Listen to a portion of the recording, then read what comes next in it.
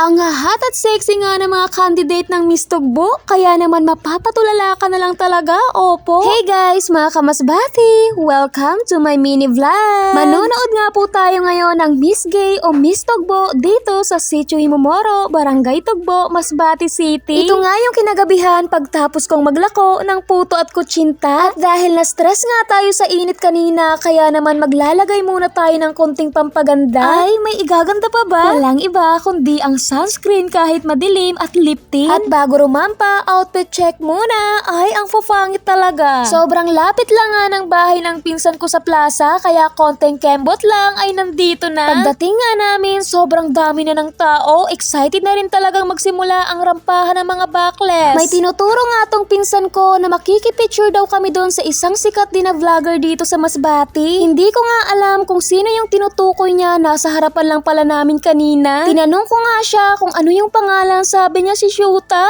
Sinearch ko, wala naman lumabas yung mukha niya. Once ko lang kasing napanood yung vlog niya, kaya di ko maalala. Request nga nitong mga katabi ko na i-flex ko raw sila para makita naman sila sa vlog ko. Kaya naman sige go. Magsisimula na ngang rumampang mga backless, kaya nauna na munang rumampang magiging judges. Ito nga yung hinihintay ko na lumabas na silang lahat sa kanilang lungga. Ang gagaling ngang sumayaw ng grupo nito. Siguro kung nag-practice lang ako, dance retreat ako, ngayon tuloy, tumbling lang yung alam ko. Habang busy nga ang lahat sa panunood, busy naman akong patawanin tong anak ng pinsan ko, kaso kahit ngumiti, di magawa, nakatitig lang talaga siya. At ito na nga yung hinihintay ko, ang pa-swimsuit ng mga backless. Oh, sino ka dyan, te? Kakaiba rin talaga tong candidate number 1, no? Ang hot sa sobrang hot, bumaliktad. Si number 2 naman, simple lang ang atake, pero mapapasabi ka ng, ay, barang babae. And next, itong si number 3, hindi lang sa mukhang babae, abay ang sexy, haba ng hair mo, te. Ito naman ngang si number 4, pang Rosalinda ang atake. At dito rin nga kami natulala ng pinsan ko kay candidate number 5, ang smooth ng galawan, ang ganda rin ng katawan, no? And next, itong si number 6, grabe ang nipis ng katawan, yung para bang kawayan, ganon. Si number 7 din naman, parang Indianang aura, ang tangos ng ilong niya. Itong si number 8 naman, simplihan ang dating, pero tititigan mo dahil sa kanyang ngiti. At ang last candidate number 9, mukha talagang babae kung gumalaw at maglakad. At dito na nga pipili kung sino ang best in swimsuit. Kaso sa mga oras na yan, bigla akong nahilo, siguro sa ingay ng tugtog at pailaw, di talaga kasi ako sanay. Kaya di ko na nakita kung sino yung best in swimsuit, kaya sorry na agad. At para makabawi, magsha-shoutout na lang po ako ng mga nanonood ng vlog ko. Shoutout kila Rex Alicante from Bulacan, kay Gary Saldivar from Malinta, Masbate, kay Arnel Altich Limpiado watching from Riyadh, Saudi Arabia, kay Gail Balaguer from Burias, Masbate, kay Sheryl Guevara, kay Noel Amudal Channel, kay Pangantihon Ronel from Dimasalang, Masbate, kay Zel Barbosa from Mobo, and last kay Manang Doring Vlog from Matnog, Sorsogon. Maraming salamat po sa panunood, paki-like and share na lang po ng mga vlog ko. At sa mga di ko po na shoutout, sa next vlog na lang po. Yun lang, bye!